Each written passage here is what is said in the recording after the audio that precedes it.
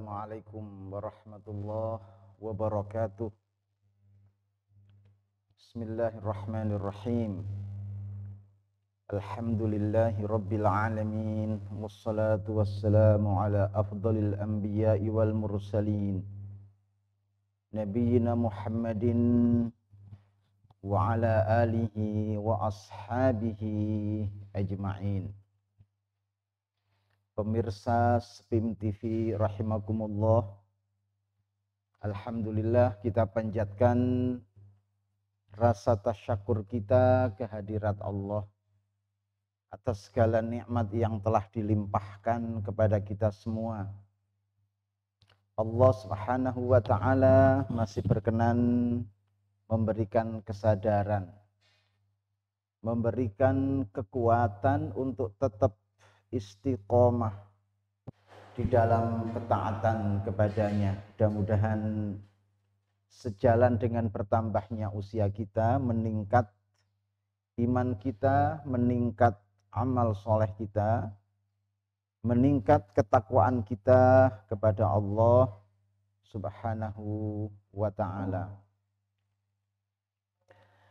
Hadirin, Al-Quran, kitab suci yang diturunkan Allah kepada nabinya yang akhir, yakni Nabi kita Muhammad sallallahu alaihi wasallam, memiliki fungsi yang sangat penting bagi kehidupan manusia karena di dalamnya ada sumber keselamatan dan di dalamnya ada sumber kebahagiaan. Salah satu fungsi Al-Quran dikatakan sebagai hudan linnas, petunjuk bagi manusia. Allah berfirman, "Dzalikal kitabu la raiba fihi hudan lil muttaqin." Itulah kitab suci yang di dalamnya tidak ada keraguan dan petunjuk bagi orang-orang yang bertakwa. Kontens atau isi Al-Quran oleh para ahli dipetakan menjadi 3 macam. Petunjuk-petunjuk yang ada kaitannya dengan keimanan, dengan keyakinan, itu disebut dengan aspek akidah. Petunjuk-petunjuk yang ada kaitannya dengan aturan-aturan kehidupan, baik yang menyangkut hubungan manusia dengan Tuhannya atau ibadah, ataupun hubungan manusia kepada sesamanya, hubungan manusia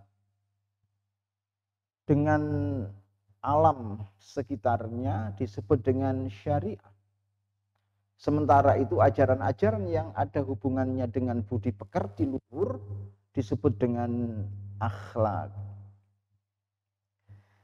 Hadirin, dari 3 macam tema pokok dalam Al-Quran itu ternyata memiliki porsi yang tidak sama. Dari 3 macam aspek tadi, ada aspek akidah, ada aspek syariah, ada aspek akhlak.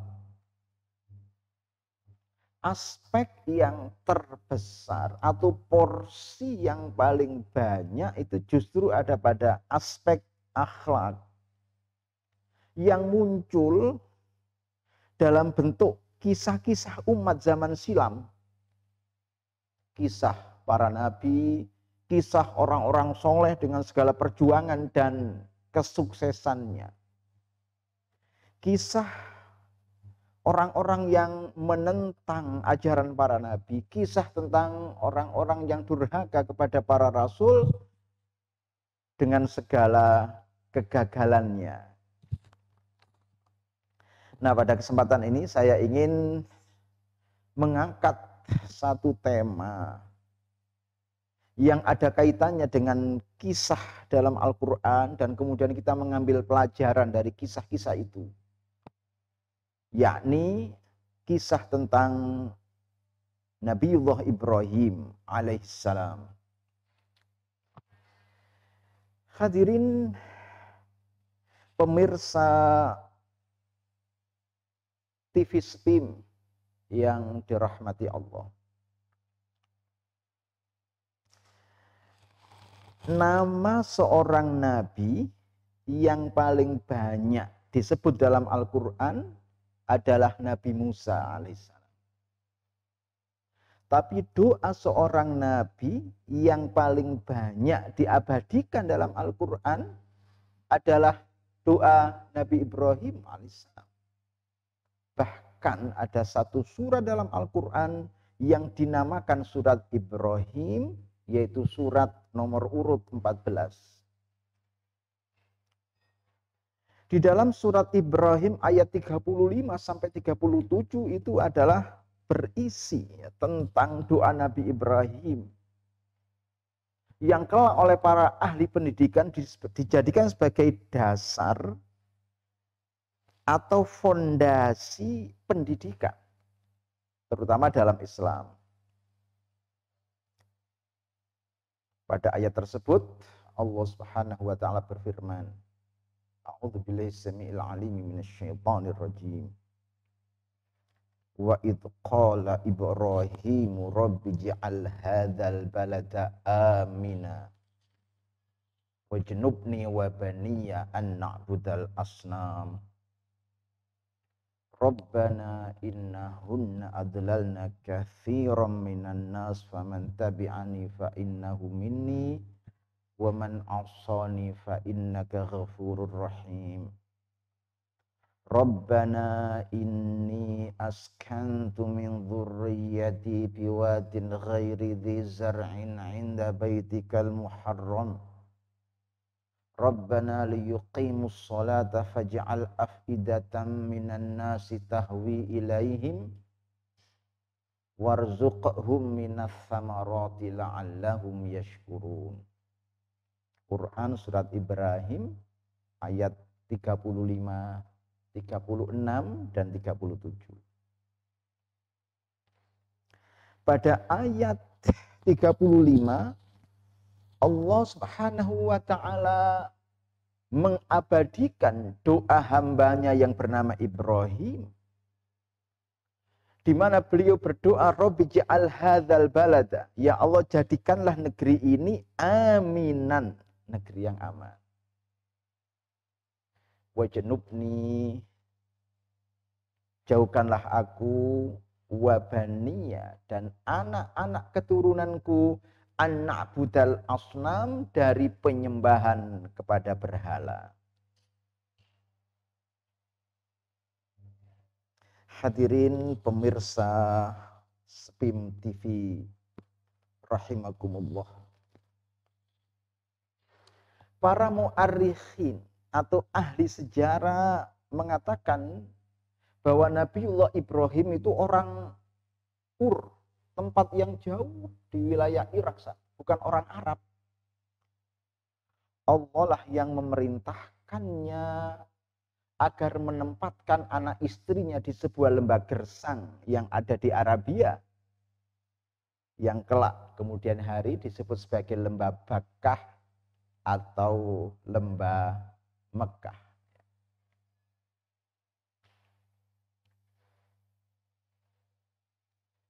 Nah, di sebuah tempat yang amat sepi, jauh dari kehidupan manusia, disitulah Nabi Ibrahim mendirikan satu bangunan sederhana. Yang bangunan ini di samping untuk tempat tinggal keluarganya, juga untuk beribadat kepada Allah, yang kelak kemudian hari disebut sebagai Ka'bah.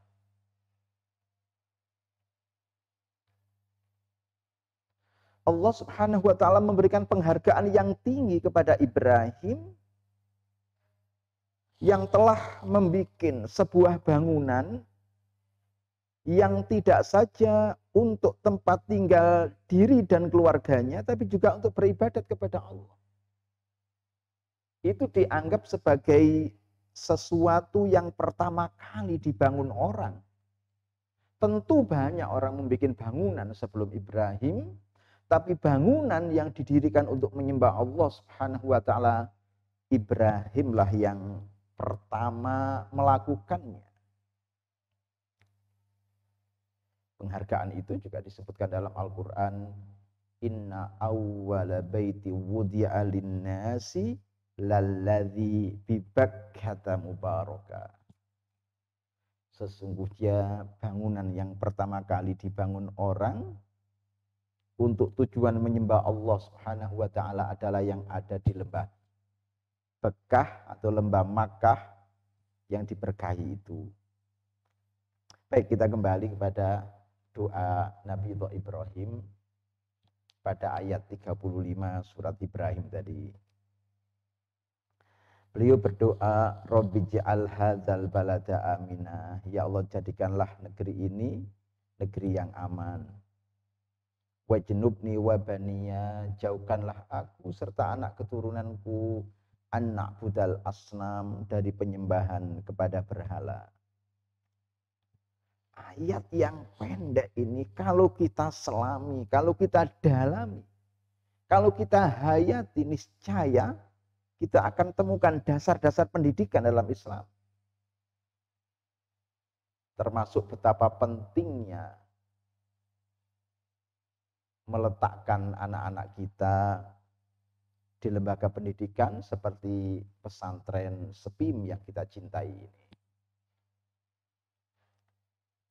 Ada korelasi positif ya, hubungan yang amat kuat antara penggal awal dengan penggal akhir ayat itu. Antara amannya satu area dengan terciptanya generasi ahli tauhid, di mana indikatornya adalah terjauhkan dari penyembahan pada berhala.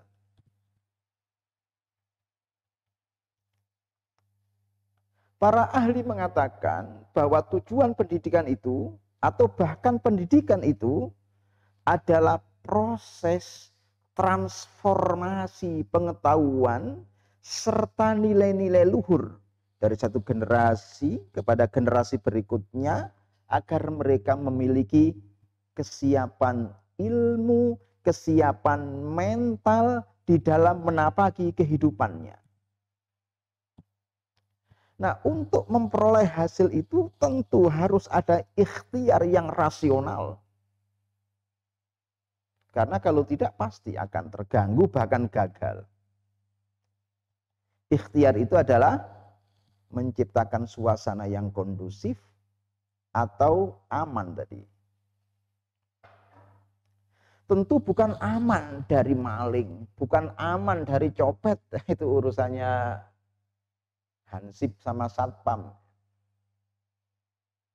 Aman di sini adalah dari segala hal yang berpotensi mengganggu atau bahkan menggagalkan tujuan pendidikan tadi. Yang kami katakan sebagai transformasi pengetahuan serta nilai-nilai luhur dari satu generasi kepada generasi berikutnya agar mereka memiliki bekal ilmu, bekal mental yang memadai untuk menapaki kehidupannya. Dalam dunia pendidikan dikenal adanya tripusat pendidikan. 3 tempat, 3 area yang suka atau tidak suka, mau atau tidak mau, di situ akan terjadi proses belajar mengajar, kegiatan belajar mengajar, atau disingkat KBM. Sengaja atau tidak sengaja, suka atau tidak suka. 3 lingkungan belajar itu adalah lingkungan keluarga, lingkungan sekolah, dan lingkungan sosial.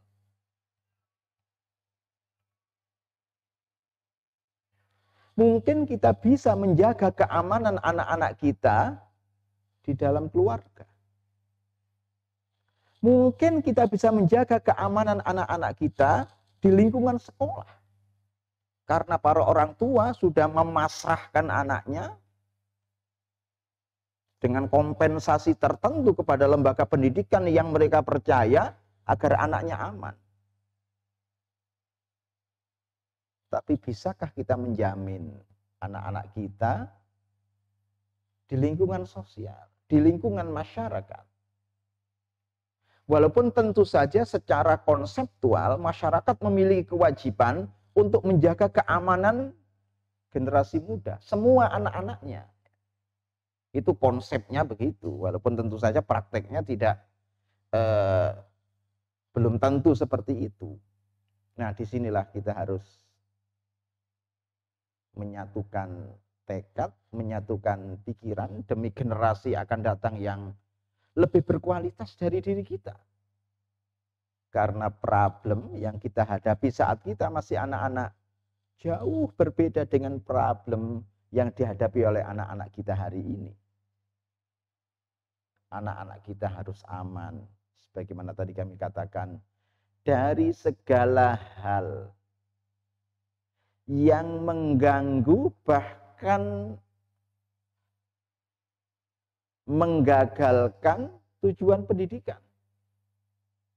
Bisa narkoba, bisa miras, bisa pornografi, porno aksi, omongan-omongan kasar yang lainnya, serta segala macam dekadensi moral yang lainnya.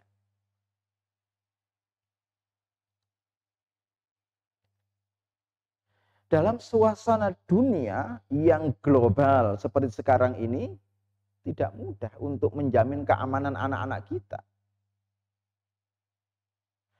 Dalam sebuah survei yang dilakukan kira-kira 20 tahun yang lalu di kota Bandung, tentang tempat manakah yang paling lama ditongkrongi oleh anak-anak kita. Antara rumah, sekolah, dan tempat bermain. Dan jawabannya bisa ditebak. Anak-anak kita itu paling banyak menghabiskan waktunya di luar rumah dan luar sekolahan. Yang tadi kami katakan sebagai lingkungan sosial. Coba bayangkan. Di sebuah era yang disebut globalisasi. Dunia ibarat desa kecil yang terhubungkan semua titiknya. Dengan memegang gadget ya seperti ini, anak-anak kita bisa mengakses segala macam hal yang ia ingin ketahui. Ngobrol dengan orang di benua yang berbeda, apalagi ngobrol dengan orang di kota yang berbeda. Teman-teman saya yang sekarang menjalankan umroh, biasa saja kemudian berkomunikasi dengan kita, walaupun kita ada di tempat yang mulia ini, yakni di Ma'had SPIM. Nah itu yang pertama. Bahwa intinya untuk melahirkan generasi ahli tauhid yang indikatornya adalah terjauhkan dari penyembahan berhala, itu mutlak. Dibutuhkan satu area, dibutuhkan satu tempat kaderisasi yang aman. Yang kedua, ada pertanyaan ya, yang relatif menggelitik dari para mufassirin. Walaupun berangkat dari sebuah keimanan.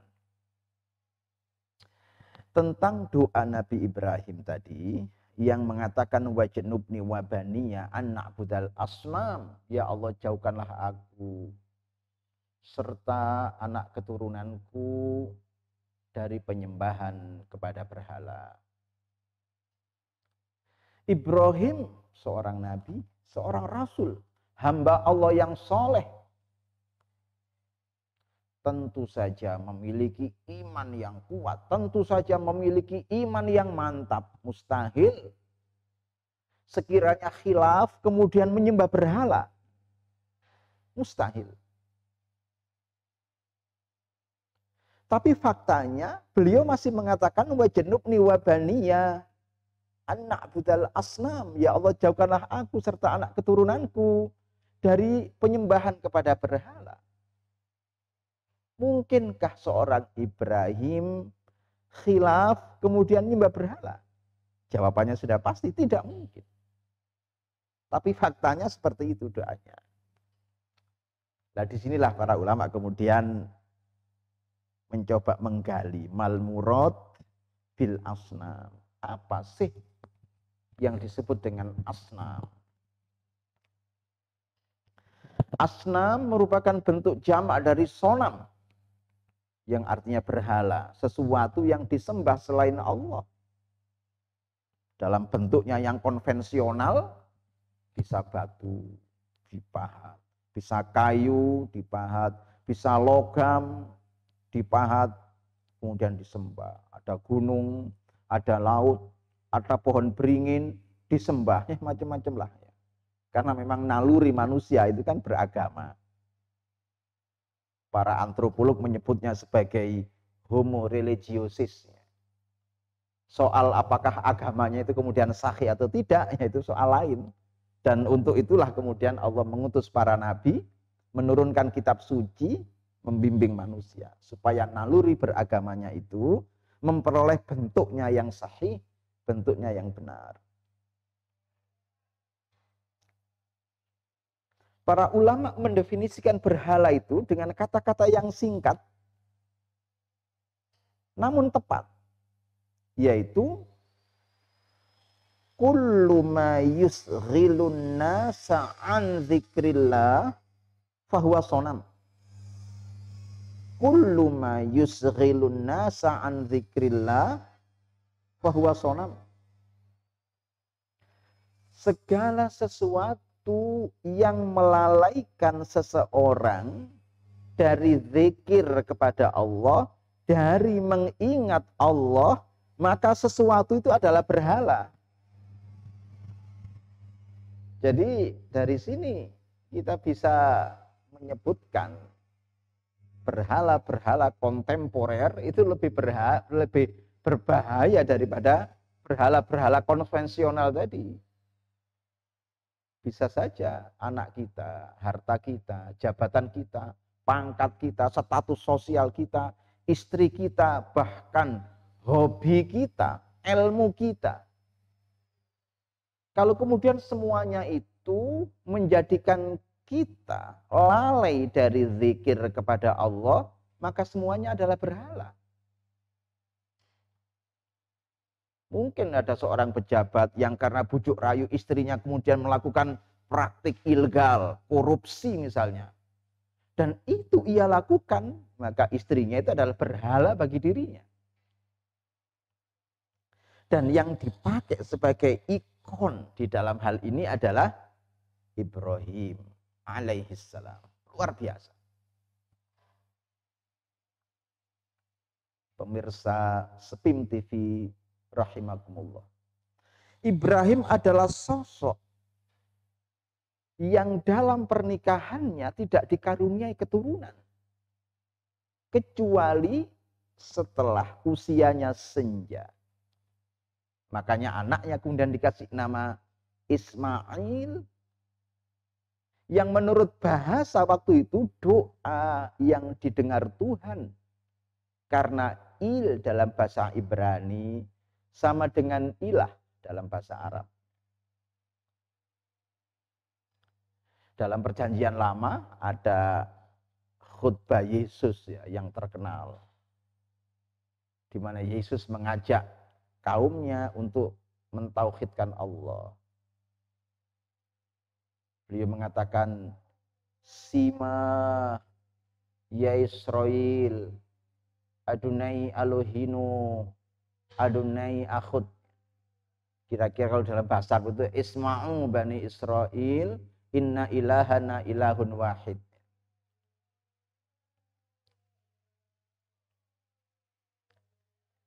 Dengan kondisi seperti itu, kita bisa bayangkan, pastilah Ibrahim itu sangat mencintai anaknya. Karena Ismail adalah doa yang ia panjatkan puluhan tahun.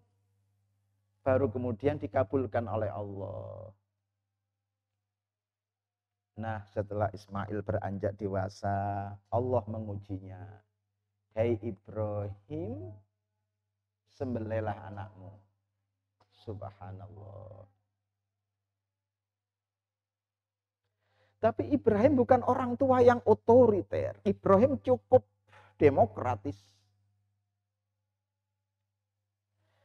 Ia komunikasikan perintah itu kepada anaknya dengan mengatakan, ya bunayya, inni ara fil manam anni adbahuka fanzur madza tara. Putraku, ayah dapat perintah dari Allah melewati mimpi yang isinya harus menyembelihmu. Bagaimana pendapatmu? Yang luar biasa itu adalah jawaban Ismail. Ia mengatakan, ya abatif alma tu'mar. Ayah, laksanakan perintah. Satajiduni insyaallah minas sabirin. Insya Allah kau dapatkan diriku di antara orang-orang yang bersabar. Subhanallah. Hadirin pemirsa SPIM TV rahimakumullah, dalam Quran digambarkan bahwa Ibrahim adalah sosok yang dalam beragama dia membangun akidahnya di atas paham tauhid jernih, tauhid radikal yang disebut hanifan. Dan dalam hal pelaksanaan agama, ia menggunakan pendekatan musliman atau pendekatan kepasyrahan. Untuk itulah dia tidak pernah membantah Allah. Sederhana. Hanifan musliman. Berdiri di atas tauhid. Dalam hal pelaksanaan ajaran agama, pasrah. Pasrah itu mana perintah dijalankan, mana larangan dijauhi. Tidak pakai tanya untuk apa ini dijalankan, tidak pakai tanya untuk apa ini dijauhi. Tapi dengan mengembangkan satu pemikiran yang namanya husnudzon billahi ta'ala. Berbaik sangka kepada Allah bahwa jika perintah dijalankan, larangan dijauhi, maka ada kemaslahatan bagi manusia. Maka dijalankanlah perintah itu. Nah, disinilah terbukti bahwa Ibrahim alaihissalam, bapak tauhid itu, berhasil melahirkan satu generasi yang ahli tauhid juga. Ibrahim yang hanifan musliman tadi berhasil melahirkan generasi yang hanifan musliman juga seperti dirinya. Pesan moralnya, janganlah kita ini egois, individualistis. Kesuksesan berhenti pada diri kita, jangan. Tapi lanjutkanlah kesuksesan itu pada generasi-generasi penerus kita.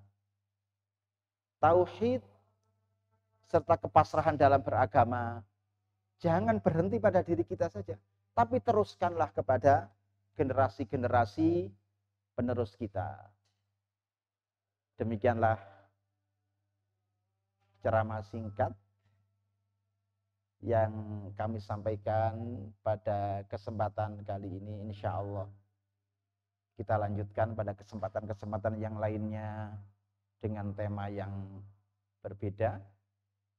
Mudah-mudahan menjadi manfaat bagi kita semua. Kita bangga meletakkan anak-anak kita di pesantren, karena pesantrenlah pada hari ini satu-satunya lembaga yang mampu menjamin keamanan anak-anak kita dalam arti yang luas tadi. Aku qauli hadza wa astaghfirullahaladzim li wa lakum wa lisairil muslimina wal muslimat fastaghfiruh innahu huwal ghafurur rahim. Nasrun minallahi wa fathun qarib wa basyiril mu'minin.